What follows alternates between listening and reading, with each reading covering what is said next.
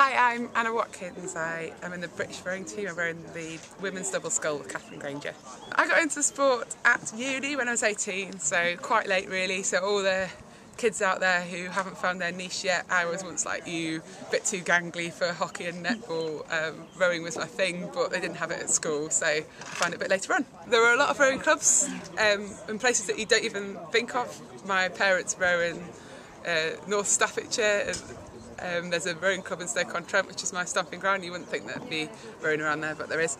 So look up on the British Rowing website where your nearest club is, and there's lots of learn to row courses going on, especially in the summer. It's a really great way to meet people and to be motivated to do some exercise, because if you've got 7 crew mates standing on the landing stage waiting to push off and you're not there, they're going to be cross with you, and that tends to get you out of bed and get you training. We train full time, so we train 3 times a day. We generally start in the morning with a couple of hours rowing session. The second session will either be lifting weights or on the rowing machines, and then we tend to go back out in the afternoon. So we basically do about as much training as you can do in a day, every day. The Olympic racing for rowing is going to be right on our doorstep near Windsor at Eton Lake, and that's incredible because we get to go down there and do our trials there. It really feels like our home water, and each time we go down there, try and picture it with all the crowds lining the banks, and hopefully some Great Britain flags out on the grandstands and everybody cheering for us rather than our opposition.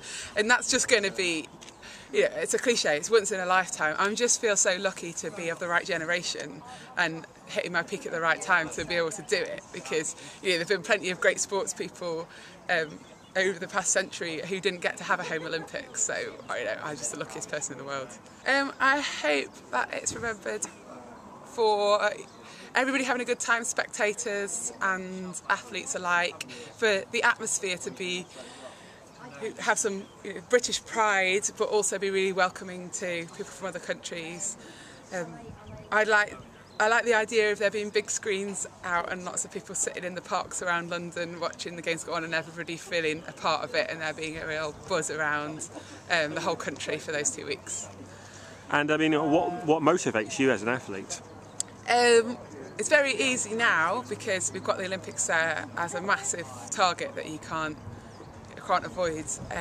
But to start with, it was just about getting fit, and it's really grown from there. And finally, your hopes and dreams for 2012? At the moment, Katharine and I are world champions, so we've set our standard and we have to keep it there, so we want to win.